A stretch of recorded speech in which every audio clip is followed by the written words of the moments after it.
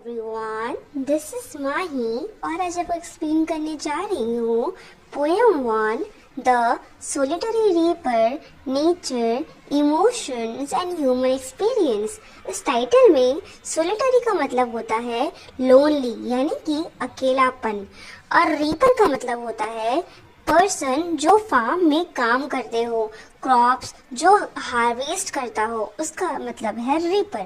ठीक है, तो अब हम स्टार्ट करते हैं अपना पोयम। Let's get start. ये पोयम विलियम वर्ड्सवर्थ ने लिखी है, जिसमें पोएट एक स्कॉटिश गर्ल रीपर को अकेले खेतों में काम करते हुए देखता है।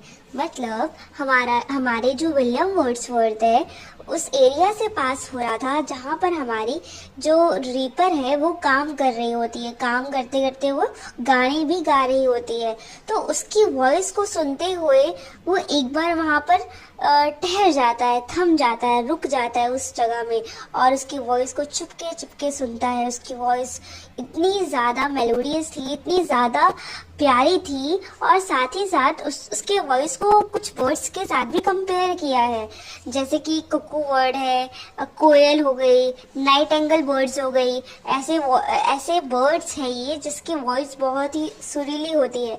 तो बस उसकी वॉइस को वो सुनते हुए देख वहाँ पर ठहर जाते हैं, और बस वहाँ पर वो यंग स्कॉटिश गर्ल फसल काट रही होती है सिकल का यूज़ करके। ये एक औजार है जिसका यूज़ किया जाता है फसल काटने के लिए। उसका यूज़ करके एक बेंडिंग पोजीशन में वो फसल काटने के साथ साथ एक दुख भरे गीत को गा रही होती है।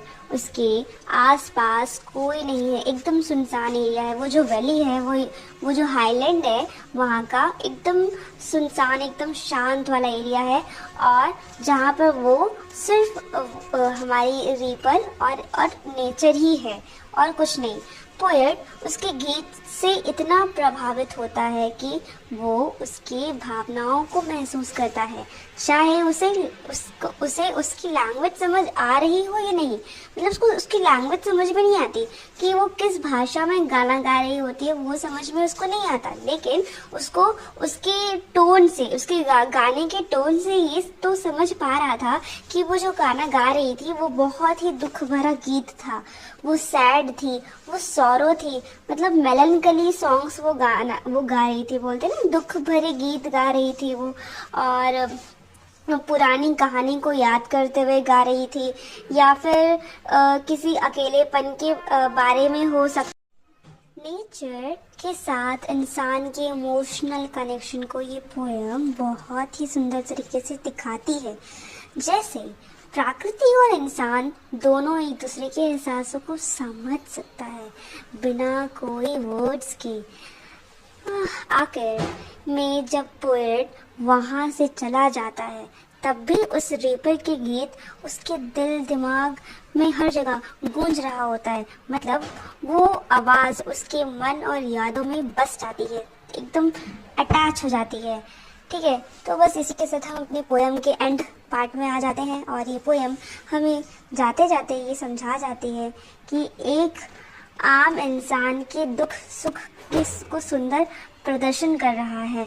इस पोएम का ये थीम है, और म्यूजिक और फीलिंग के पावर को शो कर रहा है। इतना ही नहीं, बल्कि ये भी बताता है कि नेचर और ह्यूमन इमोशंस का मिलन है, उनका सम